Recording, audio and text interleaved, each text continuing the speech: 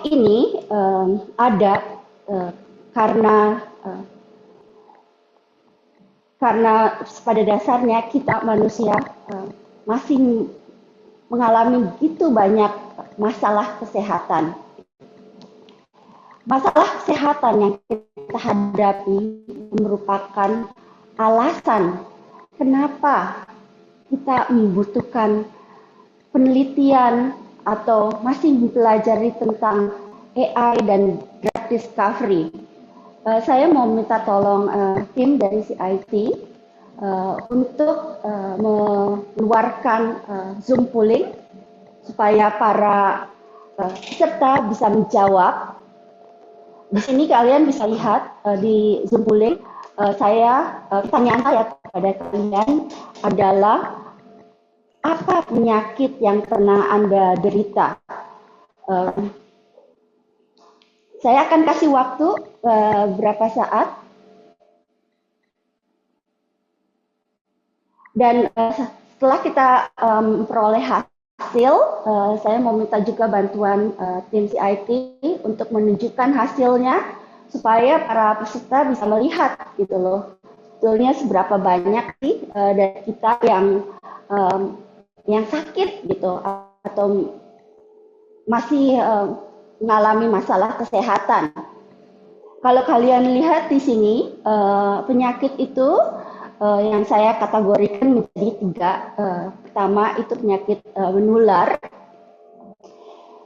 Penyakit menular biasanya disebabkan oleh mikroba, baik virus atau bakteri. Sedangkan penyakit tidak menular dan penyakit genetik biasanya terkait. Itu contohnya penyakit tidak menular dan penyakit genetik itu contohnya kayak penyakit diabetes, anemia gitu. Kalian nggak akan tertular kalau seseorang mengidap penyakit tersebut. Ya, tim CIT bisa ditampilkan hasil pollingnya.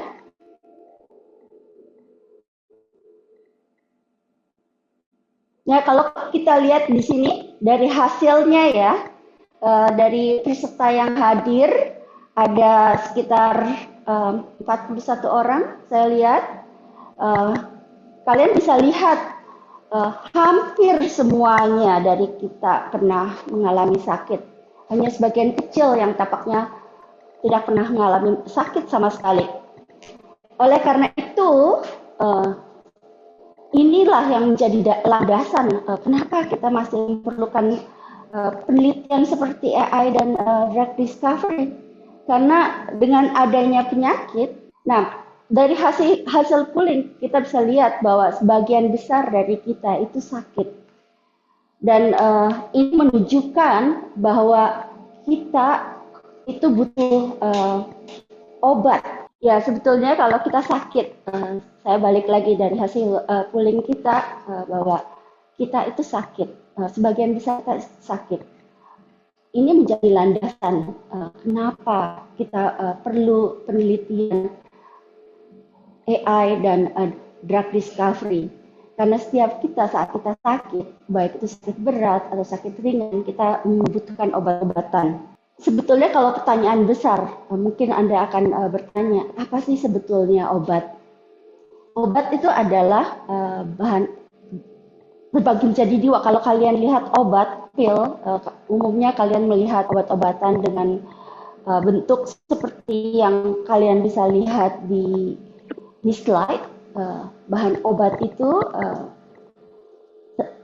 kandungan bahannya itu terbagi menjadi 2. Ada bahan yang disebut bahan aktif obat. Bahan aktif obat, kandungan obatnya itu akan memberikan efek pengobatan kepada kita. Contohnya apa? Contohnya antibiotik.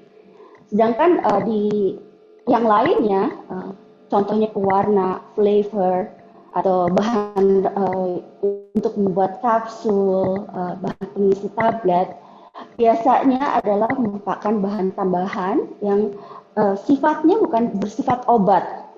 Nah, saya mau memberikan satu contoh kepada kalian, 2 contoh obat. Senyawa obat tetracycline. Kalian bisa lihat struktur kimia dari tetracycline. Tetracycline adalah senyawa obat yang disebut small molecule, karena ukuran atau berat molekulnya memang kecil, hanya sekitar 444 gram per mol. Dan kalau kalian lihat di sini, dengan nama antibiotik tetrasiklin, kalian bisa tebak bahwa tetrasiklin dipakai untuk menyembuhkan obat infeksi kalau kita mengalami infeksi bakteri. Nah, sekarang untuk drug discovery, mungkin pertanyaan lebih lanjut adalah dari mana sih asalnya tetrasiklin ini? Nah, di gambar di sampingnya itu ada gambar koloni yang namanya Streptomyces rhamnosus. Itu apa sih sebetulnya? Nah, itu adalah mikroba penghasil tetrasiklin. Kita para peneliti menggunakan mikroba baik seperti Streptomyces rhamnosus untuk mendapatkan tetrasiklin yang akhirnya menjadi bahan obat. Nah, contoh lainnya yang saya mau ambil adalah bahan aktif obat metformin. Nah, metformin ini banyak dipakai oleh penderita yang mengalami diabetes. Nah, kalau kalian lihat struktur kimia dari senyawa kimia metformin ini jauh lebih kecil dari tetrasiklin, dan metformin itu diisolasi atau dari apa? Itu diisolasi dan dipurifikasi sebetulnya dari tanaman obat, yaitu tanaman lilac Prancis, yang seperti kalian bisa lihat di slide yang saya tampilkan, itu tanaman lilac. Nah, untuk penemuan obat, apa sih artinya penemuan obat? Nah, penemuan obat adalah suatu proses atau cara di mana kandidat obat baru itu ditemukan.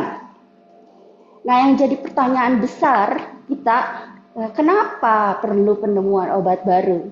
Bukankah ada begitu banyak obat-obatan sudah ditemukan? Betul ya, kita butuh obat baru. Nah, saya mau tunjukkan ke kalian beberapa alasan kenapa kita membutuhkan obat baru. Di sini kalian juga bisa lihat di slide saya, kita membutuhkan obat baru, itu bisa disebabkan karena ada infeksi baru, ada mikroba baru, contohnya COVID-19, atau timbulnya antibiotik resisten, atau memang si peneliti berusaha menemukan obat-obatan alternatif yang lebih aman atau yang lebih ampuh untuk suatu pengobatan. Nah, tantangan penemuan obat itu banyak. Jadi kalau kita mau membicarakan tentang drug discovery, AI dan drug discovery, tantangannya itu apa sih sebetulnya? Nah, tantangannya adalah, ini tantangan terbesar di dalam penemuan obat. Biasanya satu jenis obat itu bisa ditemukan, kurun waktu yang dibutuhkan untuk penemuan adalah sekitar 15 tahun. Berapa biayanya yang dibutuhkan untuk menemukan satu obat aja? Itu kalian bisa lihat, biayanya sangat tinggi, sangat mahal sekali, sampai 2,8 miliar US dollar. Nah, apa yang harus kita lakukan? Saya akan bawa kalian ke topik yang saya akan bahas hari ini, adalah tentang AI dalam penemuan obat. Nah, kalau kalian lihat, yang kita harapkan AI itu bisa membantu kita. Saya akan tunjukkan kalian satu video singkat mengenai AI dan drug discovery.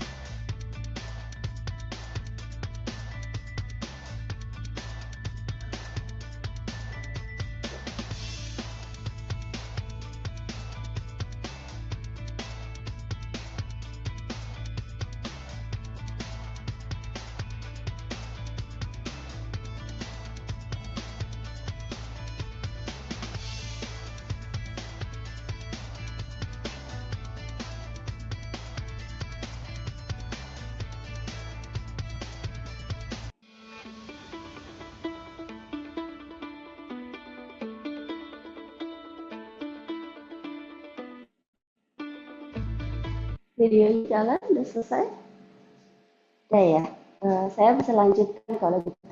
Eh, itu video singkat yang saya harapkan bisa membantu adik-adik dan Bapak Ibu untuk melihat kenapa AI itu dibutuhkan, kenapa AI itu dibutuhkan di drug discovery. Slide saya selanjutnya di sini. Ya sebetulnya kalau dari kita lihat dari slide tersebut itu slide singkat, tapi kalian bisa lihat bahwa AI itu dipakai memang untuk drug discovery. Ya ini slide berikutnya saya mau tampilkan ke kalian semua. Di sini sebetulnya kalian bisa lihat bahwa AI itu dipakai dalam desain obat uh, dari ya pada dasarnya dari AI dipakai untuk screening obat sampai desain obat dan AI dipakai untuk pekerjaan AI itu seperti apa sih dari prediksi contohnya ya prediksi desain terus identifikasi tidak hanya obat tapi juga target obat ya di CIT sebetulnya program studi biomedical science mahasiswa di CIT itu banyak dari mereka itu ingin melanjutkan studi lanjut, ambil program master dan program dokter. Dan sebagian besar dari mereka juga tertarik untuk bekerja di riset di bidang ilmu biomedis.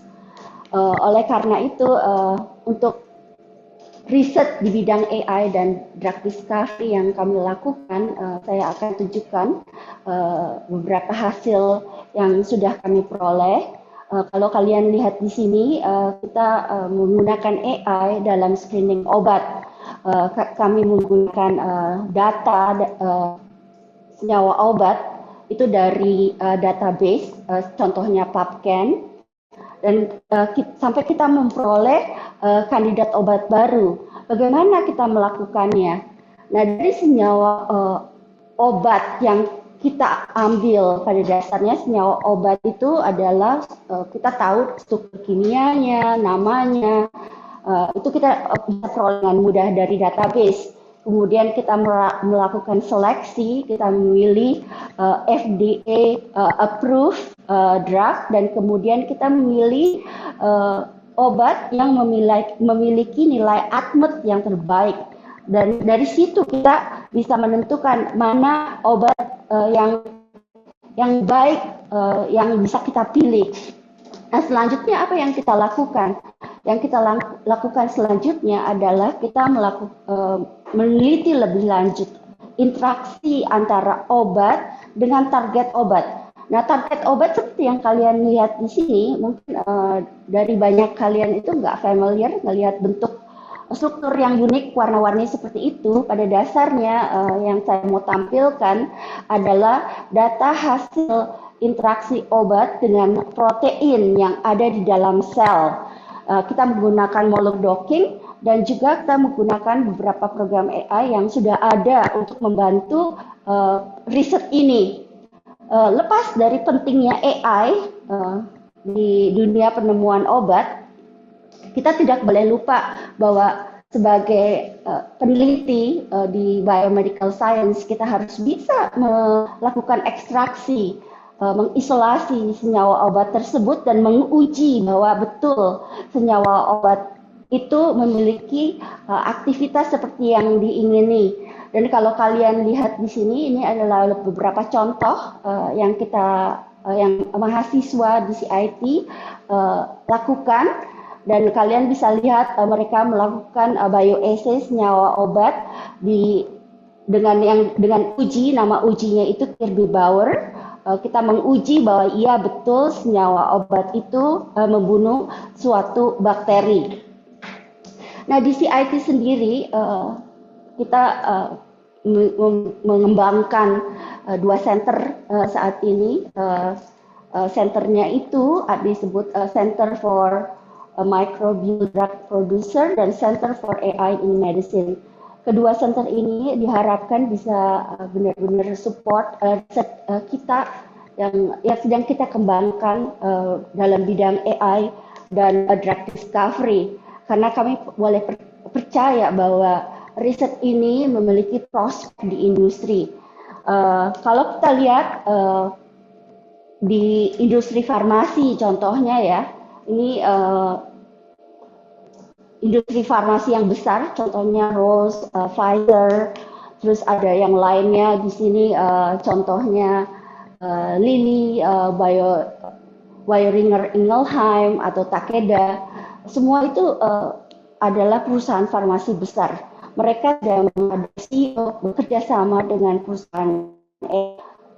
Tentu saja dengan informasi ini, apa yang kami harapkan sebagai dosen IT, kami sungguh-sungguh mengharapkan kalau mahasiswa belajar, mereka punya prospek, dan saya pikir dalam jangka waktu ke depan Indonesia itu industri farmasinya itu banyak di Indonesia. Ada banyak industri farmasi yang besar dan mereka juga akan mengadopsi penggunaan AI untuk penemuan obat yang mereka sedang kerjakan di Indonesia. Dan saya sungguh berharap informasi yang saya share hari ini yang nggak sempurna karena ada banyak glitch dan mungkin internetnya kurang lancar, tapi saya berharap message saya masih bisa tersampai dan adik-adik atau para ibu bisa mengerti.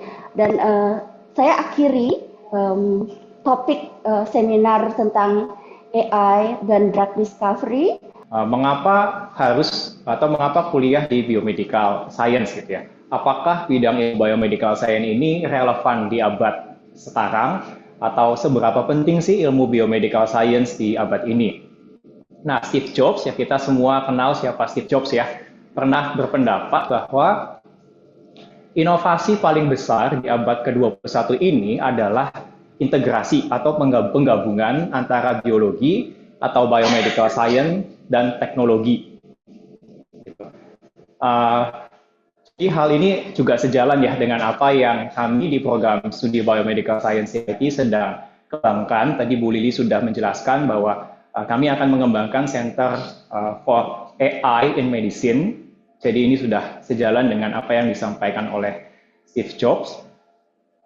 Dan pendapat ini juga menjelaskan bahwa bidang ilmu biomedical science ini masih relevan, bahkan sangat relevan di abad ini, dan juga tentunya memiliki pengaruh yang besar ya di abad ini.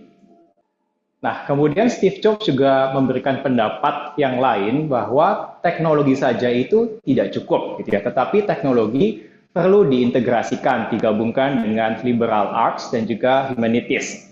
Nah, sekarang saya menyoroti mengenai liberal arts-nya, karena ini akan berkaitan dengan kurikulum dari program studi Biomedical Science IT sendiri. Jadi kurikulum di program studi kami itu mempunyai dua komponen. Komponen yang pertama adalah kurikulum Reform Liberal Arts. Jadi pada kurikulum ini, ya Bapak Ibu adik-adik bisa lihat di bagian bawah, mahasiswa akan mempelajari mata kuliah terkait misalnya teologi, kemudian filsafat dan sejarah, mata kuliah interdisipliner, lalu mata kuliah seperti sport and fitness, seni, budaya, matematika, dan IPA. Nah, komponen kedua dari kurikulum kami adalah ya mata kuliah terkait bidang ilmunya itu sendiri. Jadi mata kuliah terkait biomedical science itu sendiri. Nah, mata kuliahnya itu ada banyak sekali ya. Jadi dikelompokkan ke dalam beberapa kelompok seperti yang Bapak Ibu adik-adik bisa lihat di screen. Mungkin saya bisa sebutkan beberapa contoh mata kuliahnya supaya Bapak Ibu adik-adik juga punya gambaran apa sih yang dipelajari di program studi Biomedical Science. Misalnya ada mata kuliah anatomi dan fisiologi manusia, kemudian ada mata kuliah imunologi, di mana pada mata kuliah ini kita mempelajari sistem kekebalan tubuh manusia, gitu ya. Lalu ada mata kuliah misalnya bioinformatika, biologi sel, biologi kanker, gitu ya, biologi sintetik, dan mata kuliah lainnya. Kemudian mahasiswa juga, Bapak Ibu dan adik-adik bisa lihat di bagian atas. Jadi mahasiswa itu perlu melakukan kerja praktik dan kerja sosial, jadi di luar kampus ya. Nah, untuk kerja praktik, mahasiswa bisa melakukan magang atau kerja praktik di misalnya lembaga penelitian atau di industri terkait. Nah, nanti di tahun terakhir, setiap mahasiswa itu akan melakukan tugas akhir. Tugas akhirnya berupa penelitian di laboratorium yang akan dibimbing oleh dosen. Jadi, selama melakukan tugas akhir, mahasiswa akan belajar banyak hal dan akan mengembangkan keterampilan laboratorium yang akan dibimbing secara langsung oleh dosen. Nah, berikutnya saya mau menjelaskan mengenai laboratorium ya yang ada di program studi kami. Jadi sebenarnya bidang ilmu biomedical science adalah bidang ilmu yang sangat berbasis pada laboratorium. Oleh karena itu, pembelajaran di laboratorium melalui praktikum itu menjadi bagian yang sangat penting bagi pengembangan mahasiswanya.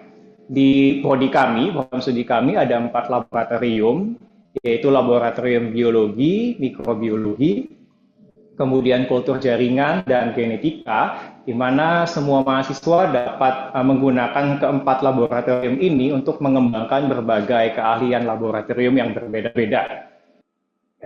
Berikutnya, saya akan memberikan satu contoh mengenai penelitian tugas akhir mahasiswa. Jadi penelitian ini dilakukan oleh mahasiswa kami, oleh Amarisa dan kawan-kawan. Jadi latar belakang dari penelitian ini adalah banyak bakteri penyebab penyakit yang tidak dapat diobati lagi dengan antibiotik. Ya.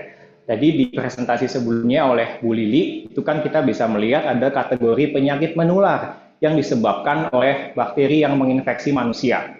Nah, saat ini sebagian besar bakteri yang menginfeksi manusia itu sudah tidak bisa diobati lagi dengan antibiotik biasa gitu ya. Oleh karena itu diperlukan strategi pengobatan yang baru untuk mengatasi masalah kekebalan antibiotik pada bakteri tersebut. Nah, salah satu caranya itu menggunakan teknologi gene editing CRISPR-Cas ya, sebagai antibiotik baru.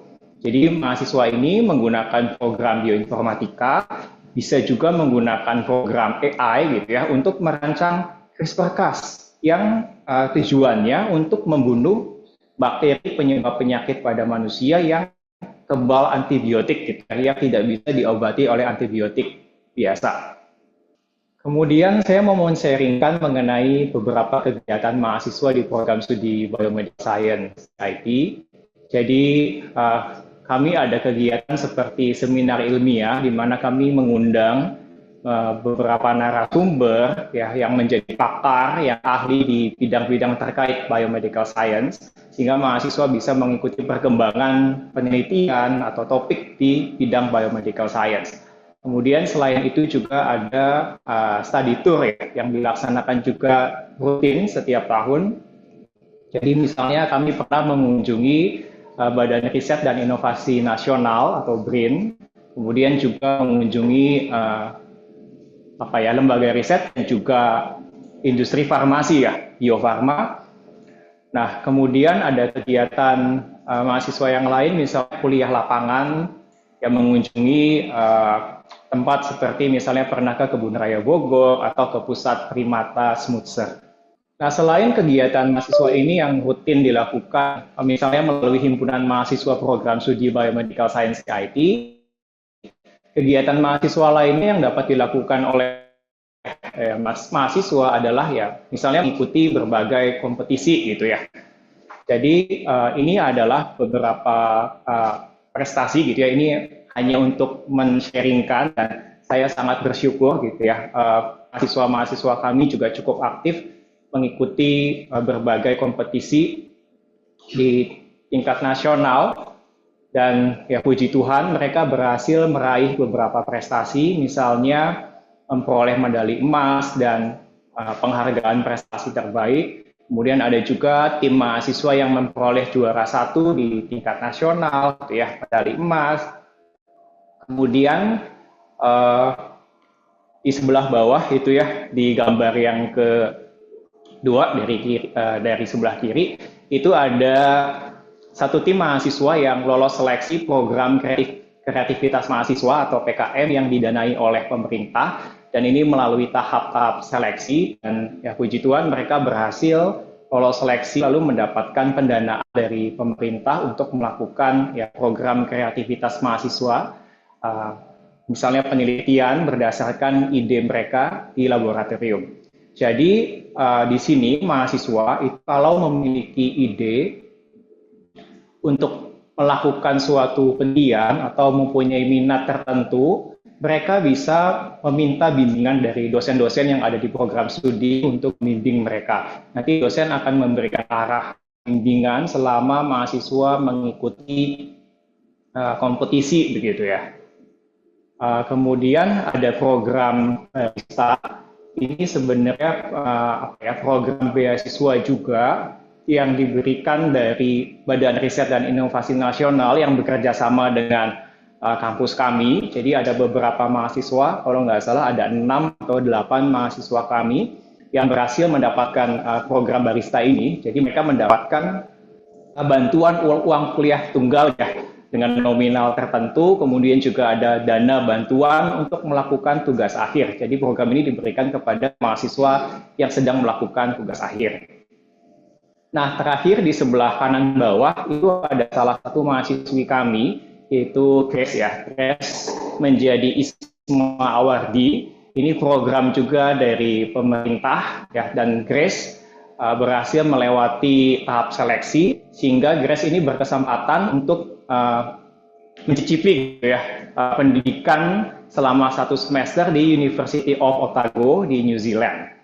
Nah, Grace sudah selesai melakukan ISMA ini dan saat ini Grace sedang melakukan tugas akhir di Beijing Genomic Institute.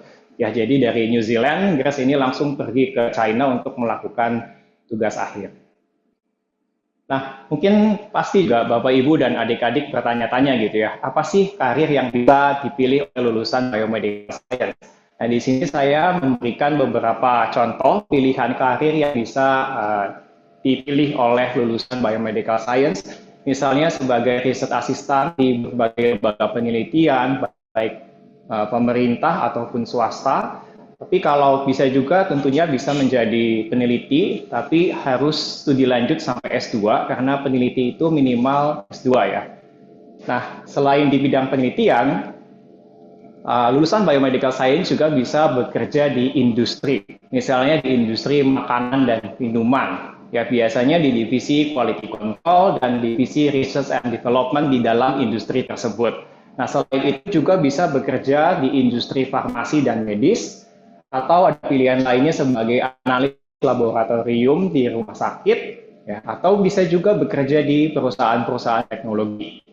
Nah, selain itu kalau misalnya suka mengajar gitu ya, tentu bisa sebagai guru atau juga bisa sebagai dosen, tapi kalau untuk dosen, nah itu harus studi lanjut sampai S2 gitu ya. Nah, mungkin ini saya memberikan contoh gitu ya, beberapa alumni kami yang sudah bekerja dan juga studi lanjut. Jadi ada Christopher yang saat ini sedang S2 di program studi bioteknologi ITB, kemudian ada Livia yang sedang S2 juga di University of Northampton di Inggris. Lalu ada Brandon. Nah, Brandon ini saat ini sedang bekerja di perusahaan farmasi Calbio Global Medica. Jadi ini perusahaan atau industri farmasi yang merupakan anak perusahaan PT Kalbe Pharma ya. Juga ada alumni kami, Jonathan, yang saat ini bekerja di Water Treatment Plant Lipo Karawaci.